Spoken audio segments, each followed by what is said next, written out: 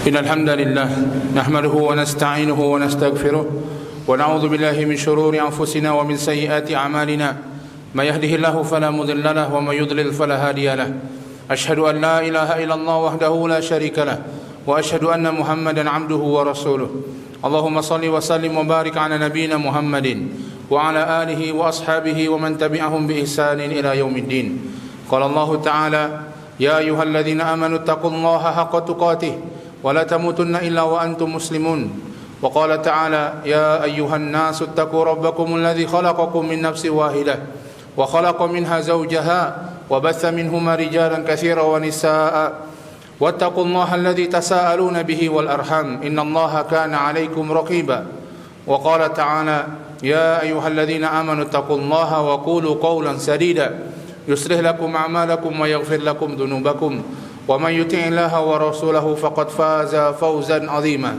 أما بعد فإن أصدق الحديث كتاب الله وخير الهدي هدي محمد صلى الله عليه وسلم وشر الأمور محدثاتها فإن كل محدثة بدعة وكل بدعة ضلالة.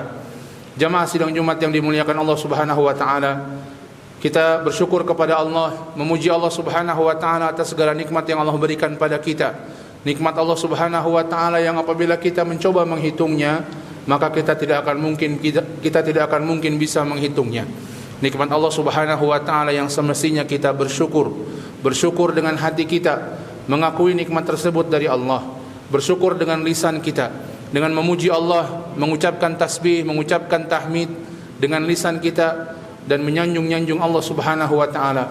Demikian pula bersyukur dengan anggota badan kita, dengan memanfaatkan nikmat tersebut untuk ketakwaan kepada Allah, untuk kebaikan, untuk di jalan Allah Subhanahu wa taala. Salawat dan salam semoga tercurah kepada Nabi kita Nabi Muhammad sallallahu alaihi wasallam, sosok yang telah Allah Subhanahu wa taala pilih untuk menjadi rasul yang terakhir, pembawa risalah yang terakhir, rasul yang paling mulia, pembawa risalah yang paling mulia, diturunkan kepada beliau Al-Qur'an yang mulia di bulan yang mulia, di malam yang mulia, dan melalui malaikat yang paling mulia, malaikat Jibril. Maka bersyukurlah kita menjadi umat Nabi Muhammad sallallahu alaihi wasallam, umat yang datang belakangan tapi masuk surganya duluan, umat yang diberikan kelebihan oleh Allah Subhanahu wa taala dengan banyaknya atau berlipat gandanya pahala amalan kita, sehingga walaupun umurnya sedikit akan tetapi bisa meraih kesempatan untuk mendapatkan pahala yang besar. Kepada Nabi SAW kita bersolawat, kepada para sahabatnya dan juga para umatnya hingga akhir zaman. Kami wasiatkan pula untuk senantiasa bertakwa kepada Allah, bertakwa dengan sebenar-benarnya takwa sebagaimana Allah perintahkan pada kita. Ya ayyuhalladzina amanu taqullaha haqqa tuqatih. Wahai orang-orang yang beriman, bertakwalah kalian kepada Allah dengan sebenar-benarnya takwa.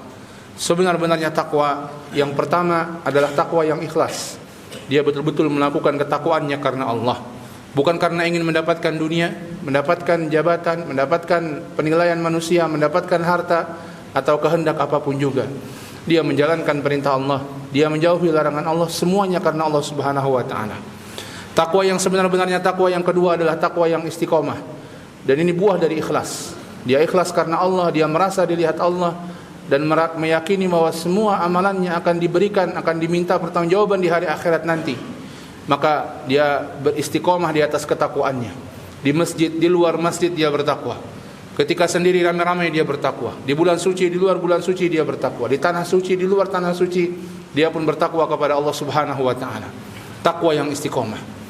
Takwa yang sebenar-benarnya takwa yang ketiga adalah takwa yang dilandasi dengan ilmu.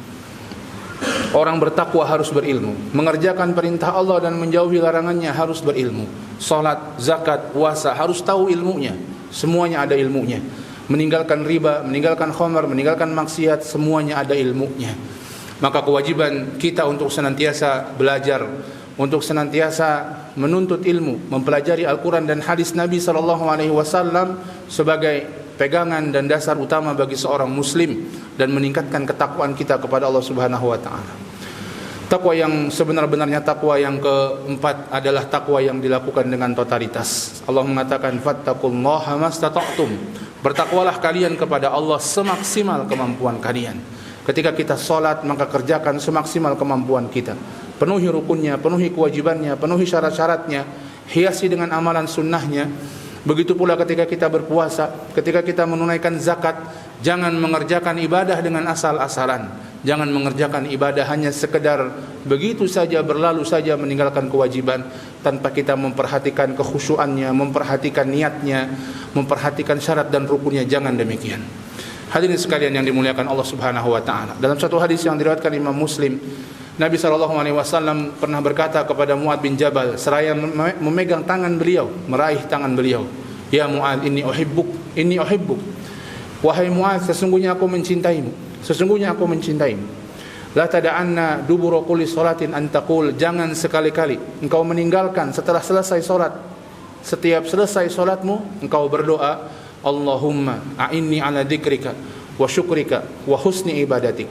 Ya Allah, tolong aku untuk bisa berzikir mengingatmu, bersyukur kepadamu, dan beribadah dengan baik kepadamu. Hadirin sekalian yang dimuliakan Allah, doa ini doa yang insya Allah kita semua menghafalnya, kita membacanya, kita sering mendengarnya dan mengamalkannya. Doa yang kita bisa baca setiap selesai solat. Nabi mengajarkan kepada Mu'adz, jangan la tada'anna, jangan sekali-kali engkau tinggalkan doa ini. Seakan-akan Nabi mengajarkan satu hal yang sangat penting, dan memang itu sangat penting. Doa yang sangat agung kepada Mu'adz bin Jabal, dan ini pengajaran kepada kita semua umat Nabi Muhammad SAW untuk tidak meninggalkan doa ini, meminta kepada Allah 3 perkara ini. Artinya 3 perkara ini sangat penting bagi seorang muslim. Allahumma a'inni, ya Allah, aku meminta tolong kepadamu, bahwa semua kebaikan-kebaikan yang kita lakukan pertolongan dari Allah, taufik dari Allah Subhanahu wa taala. Maka jangan sampai kita sombong dengan segala pencapaian kita. Jangan sampai kita sombong jika kita sudah naik haji, kita bisa menunaikan ibadah umrah setiap tahun, kita bisa menghafal Al-Quran, kita bisa ini, kita bisa itu. Jangan pernah kita ujub dengan diri kita, karena semua taufik dari Allah, semua pertolongan dari Allah Subhanahu wa taala. Beribadahlah kepada Allah dengan sebaik-baiknya. Tetaplah menjadi orang yang tawadhu kepada Allah dan tawadhu kepada makhluk. Allahumma a'inni, bahkan kebaikan-kebaikan saja kita minta tolong kepada Allah agar Allah menolong kita untuk bisa berbuat kebaikan tersebut. Yang kemudian Nabi SAW mengajarkan, Allahumma a'inni ala zikrika, ya Allah, aku meminta tolong kepada engkau ya Allah, ala zikrika, untuk berzikir mengingatmu. Berzikir bukan hanya dengan lisan saja, tapi dengan hati. Bahkan para ulama menjelaskan bahwa zikir itu ada 3 tingkatannya. Yang pertama dan yang paling utama, orang yang zikir dengan lisannya dan hatinya menghayati zikir tersebut. Ketika dia mengatakan astagfirullah, astagfirullah, astagfirullah, hatinya mengingat dosanya. Dia berharap ampun kepada Allah karena Allah yang Maha mengampuni dosa-dosanya. Dia mengharapkan ampunan dari Allah, sehingga terkadang mungkin menangis ketika dia berzikir astagfirullah, astagfirullah, astagfirullah. Ketika berzikir la ilaha illallah, la ilaha illallah, dia yakin, sepenuhnya yakin bahwa tidak ada yang berhak disembah kecuali Allah Subhanahu wa taala. Tidak ada yang berhak diibadahi kecuali Allah. Hatinya menghayati zikirnya, lisannya mengucapkan zikirnya.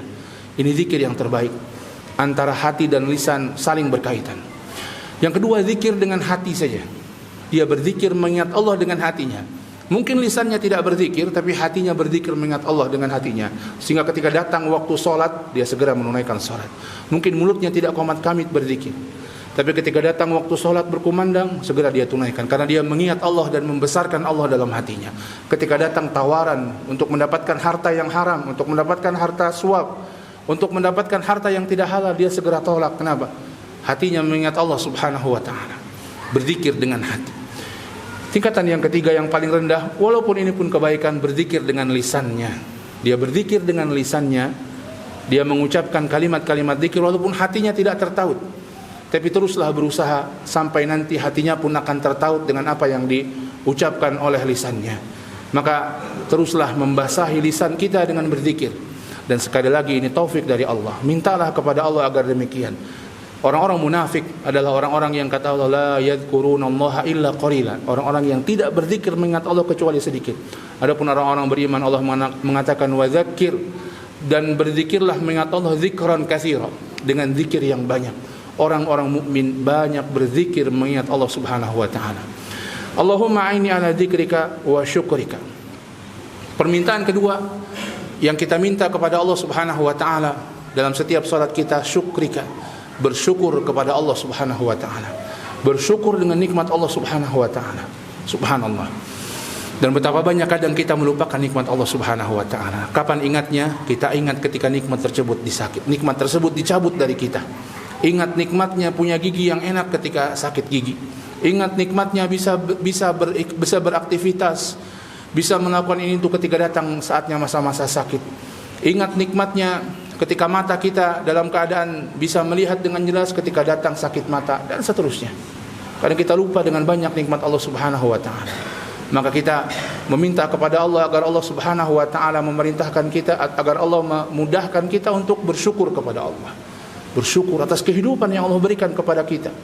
Bersyukur kita sebagai seorang muslim, sebagai seorang mukmin, hati kita diberikan oleh Allah kalimat tauhid. Bersyukur kepada Allah Subhanahu wa taala dengan hati kita, dengan lisan kita, dengan anggota tubuh kita, dengan menggunakan nikmat Allah Subhanahu wa taala dalam kebaikan, dan jangan menggunakan nikmat Allah untuk kekufuran, karena itu merupakan bentuk maksiat dan kekufuran kepada Allah Subhanahu wa taala. Aqulu qouli hadza wastaghfirullah li wa lakum innahu huwal ghafurur rahim.